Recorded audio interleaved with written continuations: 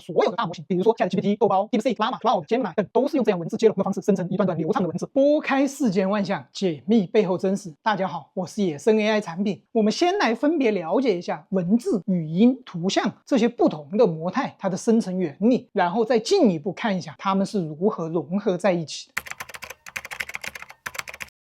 文字版的大语言模型现在已经非常常见了 ，DeepSeek、豆包、Kimi、ChatGPT 已经贯穿在我们生活中的各处。它们是怎么生成我们看到的一段段流畅的文字？其实理解起来非常简单，它们的方法跟我们小时候玩的文字接龙游戏差不多。还记得我们是怎么玩的吗？就是我说人山人海，你接海阔天空，我再接天空之城，你又接城门失火。大模型生成这一个文字的过程就非常类似这样。首先模型会接收一段开头的文字，比如说 UP 主讲的真好，接下来他需要预测下一个字最可能是什么，比如说他觉得可能是点，于是把这个字补上，接着拿 UP 主讲的真好点作为新的开头，重新输入到模型，再预测下一个字，比如说是个，如此不断循环下去，就形成了一段完整的文字，最终得到答案 UP 主讲的真好，点个赞。我们把这样一步一步生成文字的方法叫做自回归，就是自己之前生成的结果自己拿过来再用，决定下一个生成内容，有点像自产自销，所以就叫自回归。事实上你现在看到的所有的大模型，比如说 ChatGPT、豆包、DeepSeek、Llama、Cloud、Gemini 等，都是用这样文字接龙的方式生成一段段流畅的文字。但是大模型真能直接认识我们输入的文字吗？其实它并不能。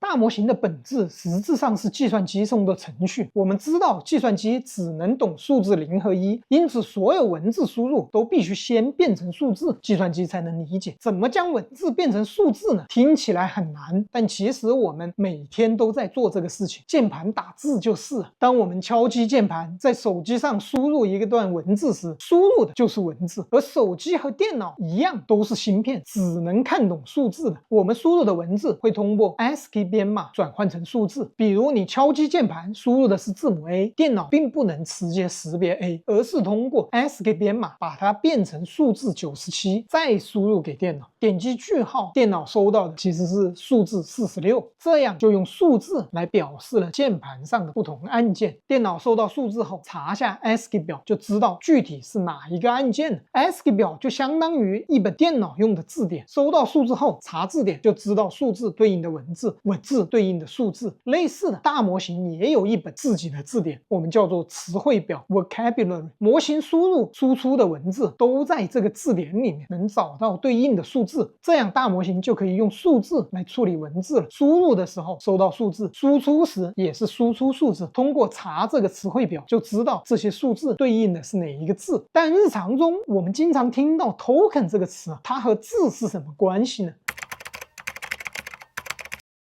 现在的大模型都是支持多语言的，既有中文又有英文，还有阿拉伯数字、希腊字母、标点符号、韩文、日文，再用字或者词来称呼，其实都不太准确了。于是技术人员就创造了 token 词源这个概念。token 可以理解为大模型处理语言的最基本单位、最小单元。所有的 token 共同构成了大模型的词汇表。汉字的你我他可能是3个 token， 英文单词的 hello 也可能是1个token， 标点符号的感叹号也可能是1个 token。 大模型一般掌握了大约10万个左右不同的 token， 比如说 ChatGPT 的词汇表就有10万个， DeepSeek 的词汇表是有 12.8 万个 token。 每次我们进行文字接龙的时候，其实模型做的就是根据输入的 token 预测下一个最可能的 token 是什么。有的小伙伴可能会特别好奇为什么不直接一次生成整句话，要用这个文字接龙的方式，慢慢的一个字一个字的接？其实这并不是模型不想这么做，而是一次生成多个字会出现很大的矛盾问题。比如输入这一句话 UP 主讲的真好，模型可能同时想到了2个正确答案，我要打赏和点个赞。如果一次生成多个字，每一个字都是独立决策的，就会容易混乱。比如第一个字，它可能选择的正确答案是点个赞，所以它选择生成了点。第2个字可能误以为大家都选了我要打赏这一个正确答案，所以它输出了要。第3个字呢，他觉得其他的人都选择了点个赞，所以他输出了赞，最终变成了奇怪的点要赞。输出元素它是同时生成的，而正确答案又不是唯一的，每一个输出元素都要自行去选择某一个正确答案，输出的各个元素之间就有可能发生选择的正确答案不一样，于是生成的结果就冲突了。因此为了避免这样的冲突，我们才需要选择逐个字接龙这样的方式，这种就不会产生冲突了。到这我们大致了解了文字生成的原理，接下来我们来了解图片生成的原理。今天的内容就先到这里，想了解更多多模态细节，关注一下再走啊！我是野生 AI 产品，陪你一起成长。